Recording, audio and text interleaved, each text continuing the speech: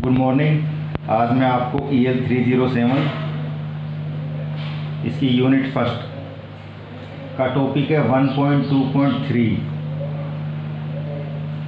Diffusion of impurity, ये पढ़ाऊँगा।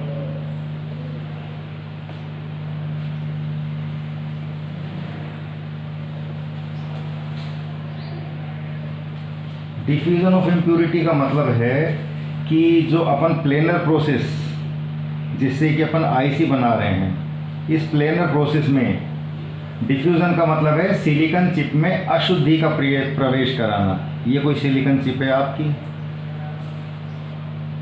ये SI chip है।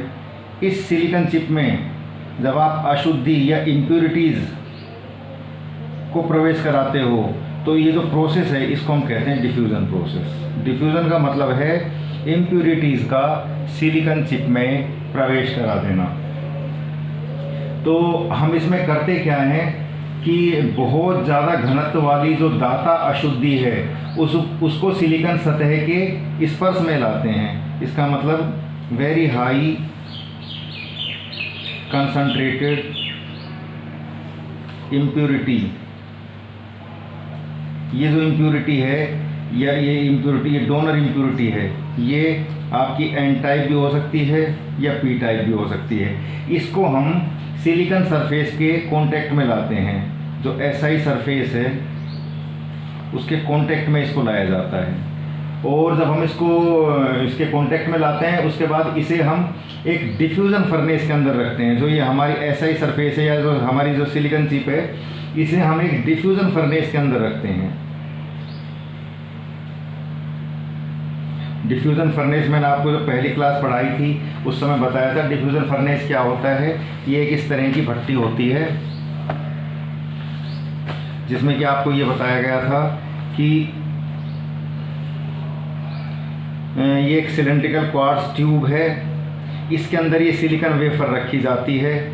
ये सिलिकॉन वेफर किसके ऊपर रखी जाती है? ग्रेफाइट बोट के ऊपर। ये बोट इस तरह की एक बोट नुमा एक स्ट्रक्चर है, प्याली नुमा, जिसके ऊपर सिलिकॉन वेफर रखते हैं। कौन सी सिलिकॉन वेफर? ये सिलिकॉन वेफर या सिलिकॉन चिप जिसके ऊपर कि हमको इम्प्यूरिटीज़ को डिफ्यूज़ कराना है। तो इसको हम सिलिकॉन वेफर को किस में रखते हैं? ग्रेफाइट बोट में। और ये जो हमारी जो सिलेंड्रिकल क्वार्ट्ज ट्यूब है, ये पूरी की पूरी क्वार्ट्ज ट्यूब है, ये इंडक्शन कोयल से सराउंडेड रहती है, जिसको कि हम लगभग 1000 या 1200 डिग्री के तापमान पे गर्म करते हैं।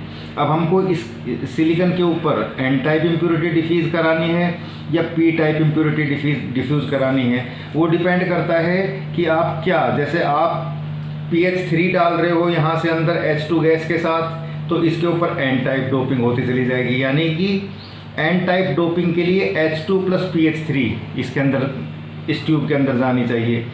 यदि आप P टाइप डोपिंग करवाना चाहते हो तो H2 + B2H6 इसके अंदर डालेंगे।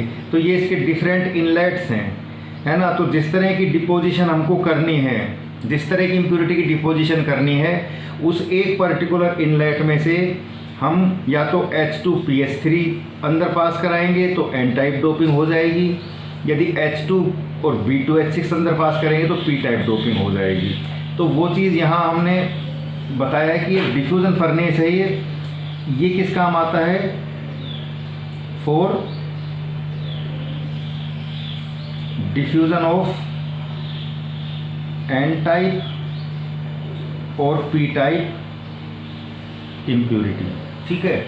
उसके बाद तो इसमें अगर इसका हम डायग्राम देखें, अच्छा, इसको क्या है कि सिलिकॉन फर्नेस के अंदर रखा जाता है और इसको 1 या 2 घंटे तक फॉर 1 आवर और 2 आवर इसको लगभग हम 1000 डिग्री सेंटीग्रेड पर गर्म करते हैं। तो जब हम सावधानी पूर्वक इसको गर्म करेंगे तो ये जो इम्प्यूरिटीज़ है ये इसके अंदर धीरे धीरे डिफ्यूज़ होती चली जाएगी।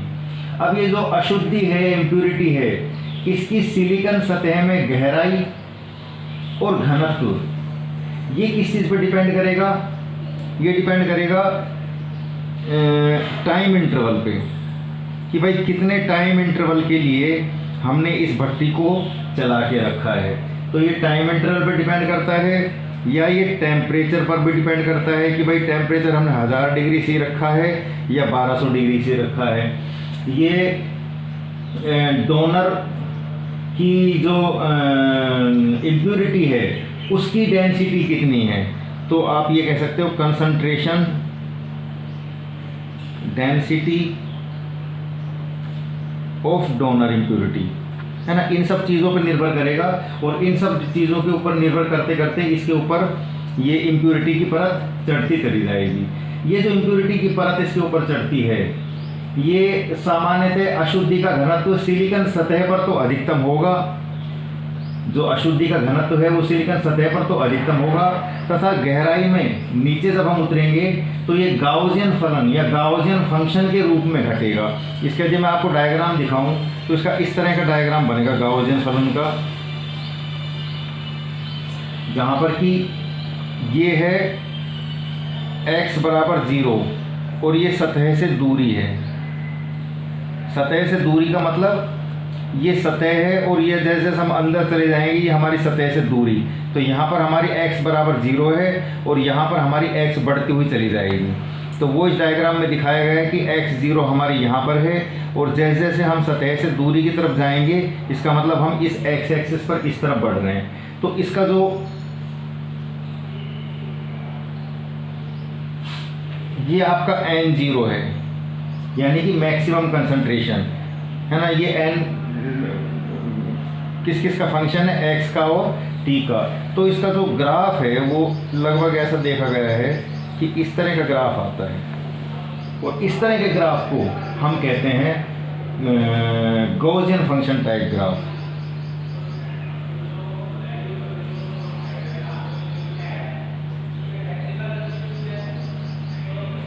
ये जो ग्राफ है गॉसियन फंक्शन के रूप में काम आता है। अब ये जो हम डिफ्यूज़न की प्रोसेस करा रहे हैं इसकी विशेषता ये है कि इस विधि में परमाणु क्रिस्टल के अंदर सिलिकॉन क्रिस्टल को नुकसान पहुंचाए बिना प्रवेश करते हैं। जो भी इम्प्योरिटी इसके अंदर आएगी तो इसके अंदर के जो सिलिकॉन क्रिस्टल्स हैं उनको कोई नुकसान नहीं पहुंचेगा। इसका दूसरा विशेषता ये भी है कि भाई परिपथ के जितने भी अवयव हैं उनका सिलिकॉन इंटीग्रेटेड जो सर्किट है इसमें कई सेट में डिफ्यूज़न का निर्माण किया जाता है। मतलब जैसे ट्रांजिस्टर बनाना है, डायोड बनाना है, रेजिस्टर बनाना है, तो हम कई सेट में डिफ्यूज़ करते हैं और बारी बारी से इनका निर्माण होता चला जाएगा। इसका मतलब वही सिलिकॉन सतह का क्षेत्रफल कई बार डिफ्यूज़न के लिए काम में लाया जाएगा। अब यदि आप इसका ग्राफ इसका एक्चुअल डायग्राम देखें तो ये लगभग ऐसा है कि ये हमने पी टाइप सबस्ट्रेट लिया था,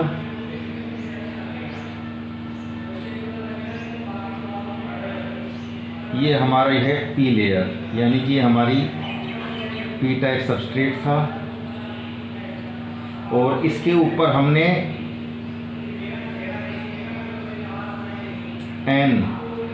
ये एन लेयर एपिटेक्सियल लेयर ग्रो की थी, एपिटेक्सियल लेयर ग्रो की थी आपने ये इसके ऊपर एन टाइप, और इसके ऊपर फाइनली आपकी SiO2 की लेयर थी। ये पूरी की पूरी SiO2 की लेयर, ये पूरी की पूरी SiO2 की लेयर थी। ये एक्चुअल में पूरी थी, लेकिन मैंने कल आपको जो प्रोसेस पढ़ाया था मास्किंग एंड ईचिंग, उसकी सहायता से आपने यहाँ से यहाँ तक की SiO2 की लेयर हटा दी। कल ही मैंने आपको मास्किंग एंड एचिंग पढ़ाई थी, तो मास्किंग एंड एचिंग विधि के द्वारा आपने यहाँ से और यहाँ तक की जो SiO2 की सतह थी उसको हटा दिया। तो SiO2 की सतह, दिस इज SiO2 लेयर। ठीक है साहब। अब ये देखा है कि जैसे जैसे हम इसमें इम्प्योरिटी डिफ्यूज़ कराएंगे, जैसे जैसे इसमें हम इम्प्योरिटी डिफ्यूज़न कराएंगे, वैसे वैसे वो इम्प्योरिटी इस पर यूँ परपेंडिकुलरली अंदर डिफ्यूज़ होती चली जाएगी ऐसे।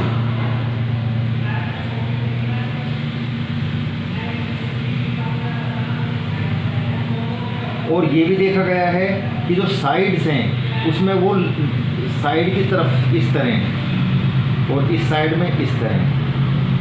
तो इसमें जो जंक्शन बनेगा वो लगभग इस तरह का एक जंक्शन बन जाएगा,